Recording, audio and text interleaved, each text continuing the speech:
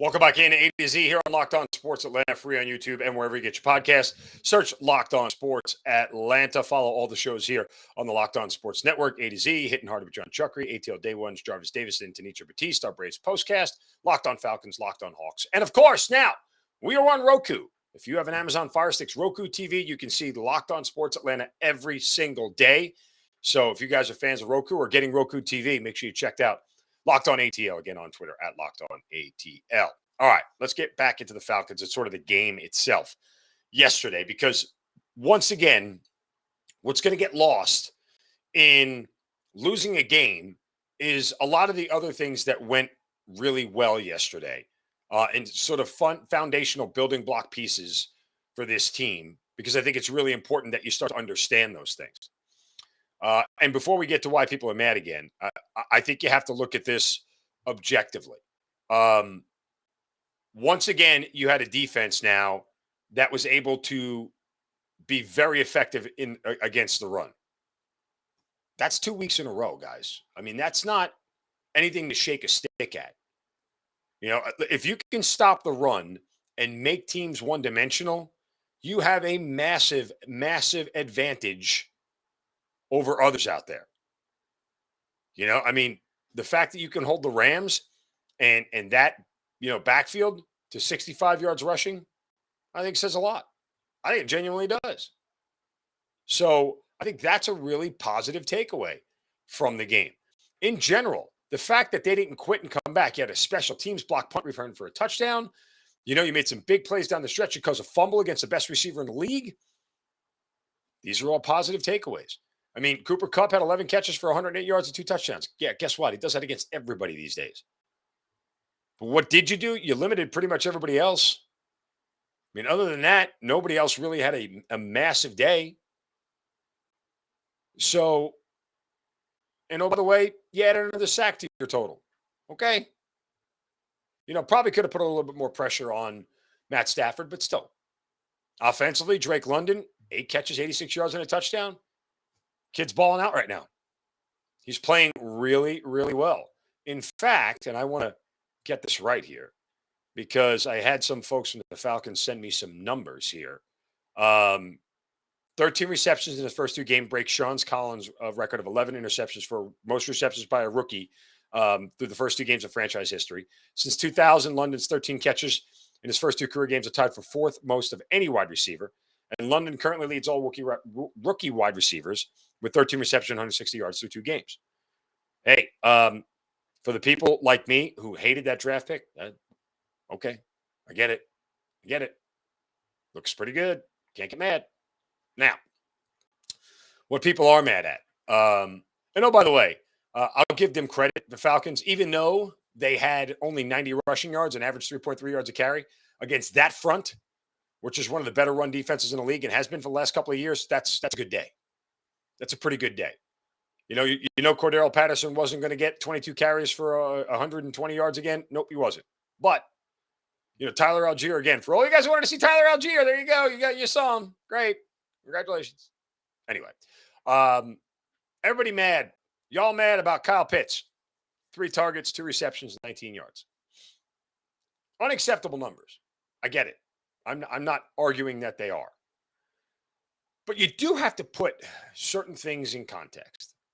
Look, when you're trailing 28-3, targeting per se goes out the window.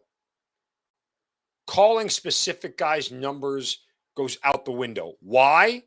Because all you care about is eating chunks of yards.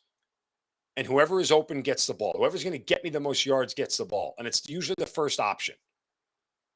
So the idea that you're going to specifically target plays for a guy when you're down 28-3, like all of a sudden, hey, we need to call this guy's number. This is a critical juncture in the game. No, you're down 28-3. You just need to get the ball in the damn end zone as quick as possible.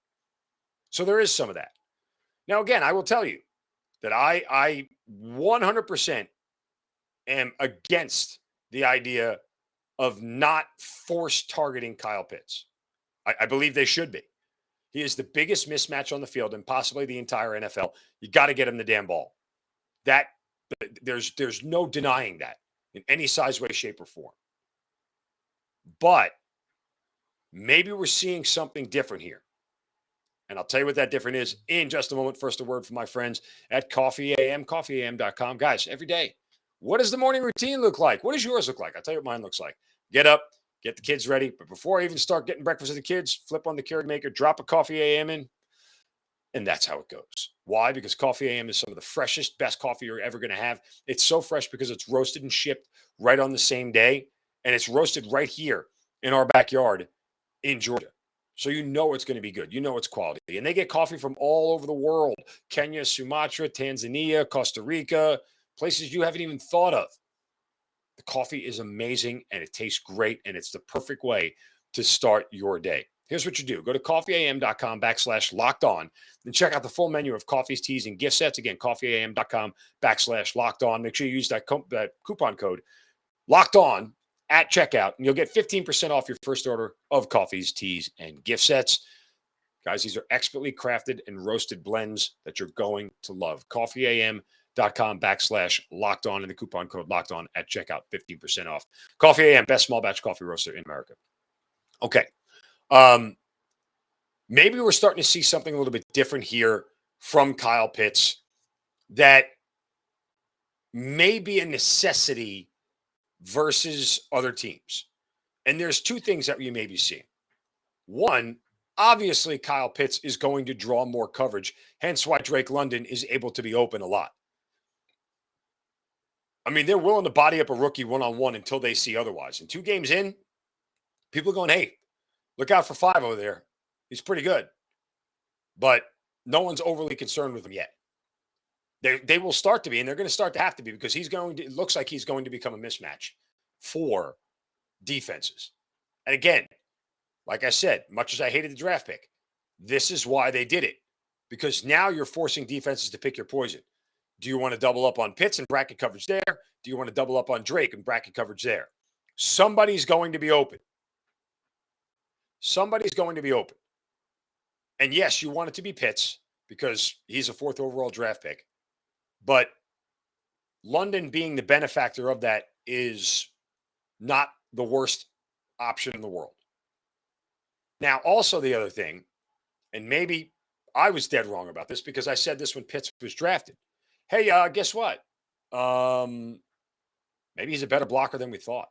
And maybe, just maybe, he actually needs to be part of the offensive game plan, especially against teams like the Rams that have good rushers on the inside and on the outside, right? Like that to me is what I think is happening here, is that Kyle Pitts is developing himself as a blocker, and in certain scenarios, in certain cases, needs to be part of the blocking game plan going forward. Does that make people happy? No. Should you have drafted a good blocking tight end, 4th overall? No. But you have to give credit and acknowledge the fact that Arthur Smith and his staff recognize that him staying in as a blocker is a net positive more often than not, and doing it as a way to win games. That's the smart play. Because guess what? Kyle Pitts going out, and whatever quarterback is there, having a 2 seconds to get rid of the ball, forcing it to a spot and getting picked off is a hell of a lot worse. Got to play to your strengths, folks. You can't just be hard-headed about this. There's got to be some bend and flex. I want Pitts to have the ball more than anybody. I talked to you guys all off season about how it's derelict for them not to get him the ball. And I still think it is to a certain extent. But it's derelict not to get him the ball when he is the only viable option in the passing game. Right now, you have another viable option called Drake London, and that's working. And maybe that's the trade-off that you have to accept. All right, coming up next, Shovels of Wisdom, Braves, a full-on sweep over the weekend. Plus, is it possible Georgia's better this year than last year? We'll answer all those questions next, right here on A to Z on Locked On Sports Atlanta, free on YouTube, and wherever you get your podcast, search Locked On Sports Atlanta.